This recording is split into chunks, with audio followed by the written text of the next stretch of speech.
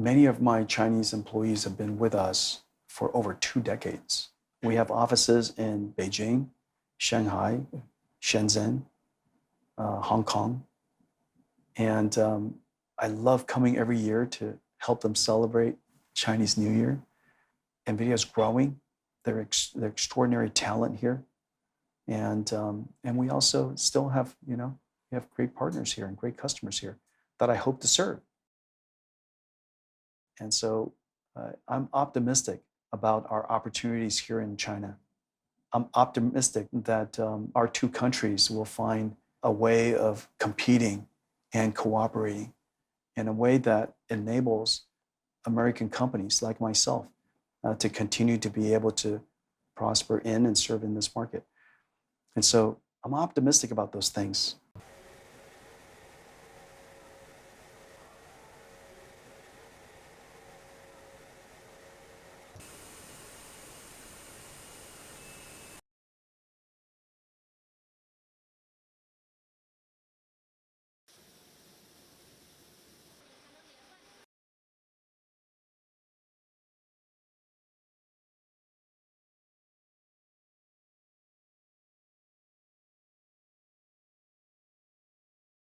China operates one of the world's largest supply chains. Scale, complexity, diversity, the type of products that are manufactured, the technologies that are included, the number of companies that participate in building out the China supply chain is unquestionably one of the world's great miracles.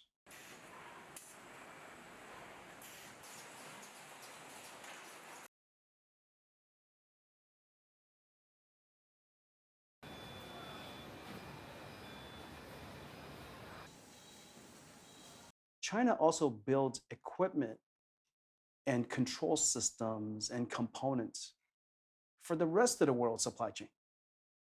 And so not only does China operate one, it creates technology and products to operate other people's supply chains. And because the world's supply chains are becoming more diversified and, if you will, more redundant, it creates an enormous opportunity for China actually to export your supply chain manufacturing technology all over the world as supply chains are being and manufacturing lines are being created around the world.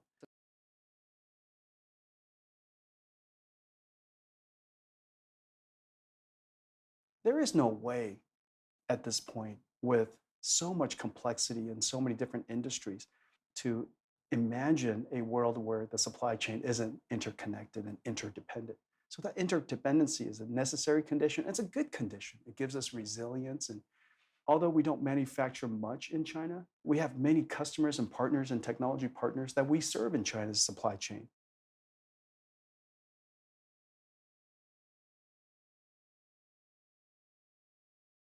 Your newest and highest.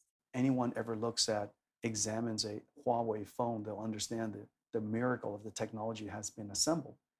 If you ever looked at a Huawei, now they're incredibly good at autonomous vehicles. Their AI technology is quite extraordinary.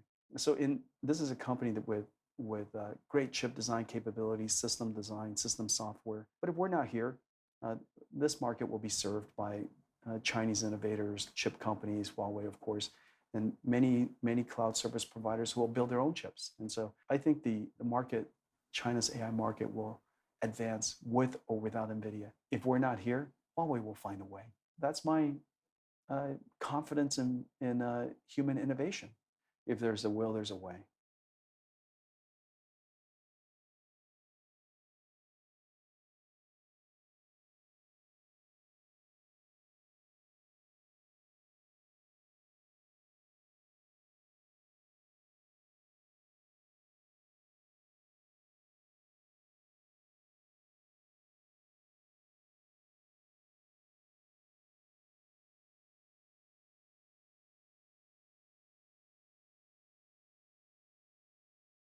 You need competition to create your market. You need competition to create a future for both. There are no great markets where there are no competition. And so by definition, if you want markets, If you want prosperity, you want growth, competition goes along with it. And so I'm of a core value, belief that it is possible to be in service of the market and the industry and to help everyone grow. And as a result, you grow as a benefit.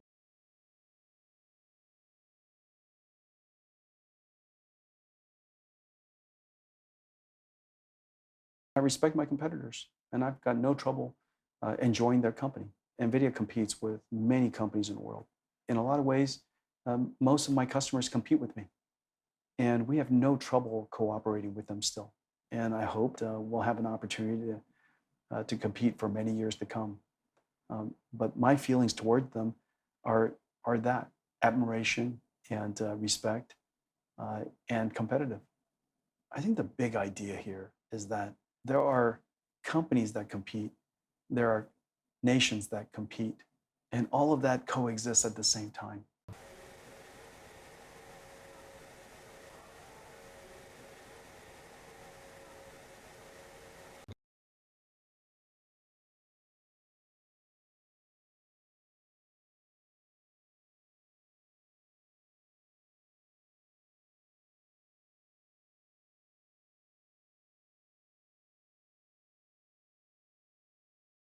There is no way to stop the pace of domestic innovation.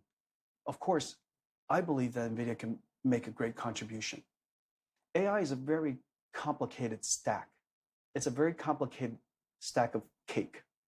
Underneath are chips, then there are systems, networking technology, AI infrastructure software, AI algorithm, and then the applications and services on top.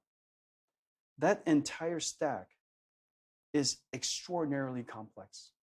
On the one hand, it requires all of the innovation across that stack to advance AI. But if each layer is not moving as fast, the engineers are so smart to innovate at the layer above or below to make up for. And the entire stack moves forward.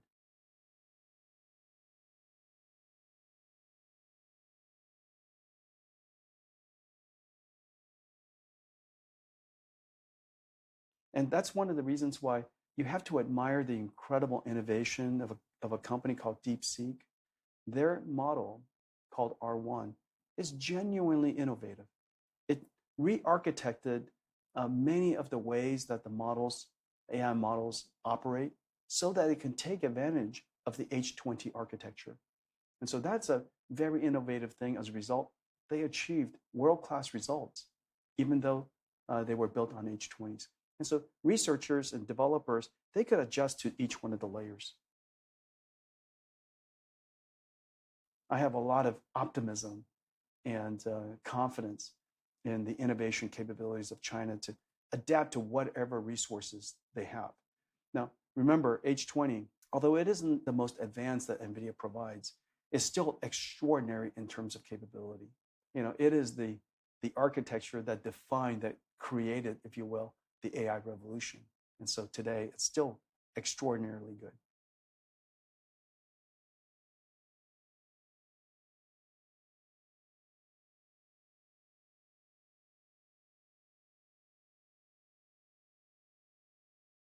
China is not one of many markets.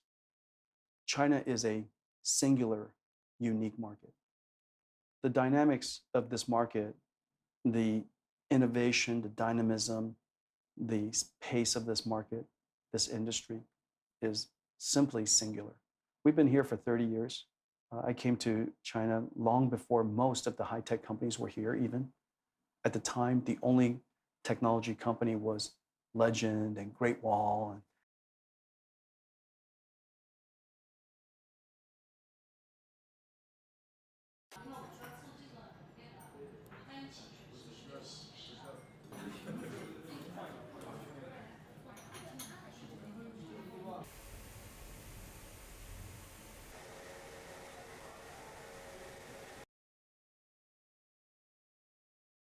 This market is both dynamic, insanely innovative, with brilliant engineers.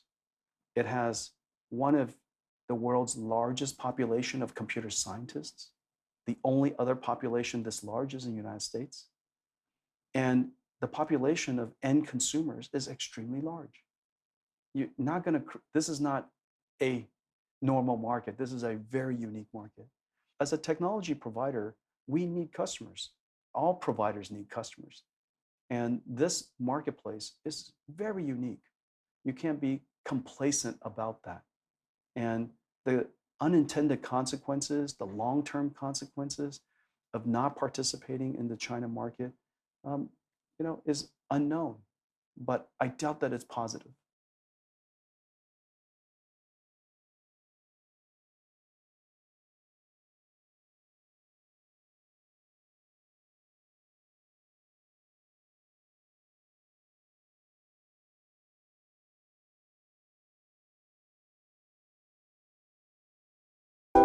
想看最完整的新闻内容，记得下载 Tvbs 新闻网 APP。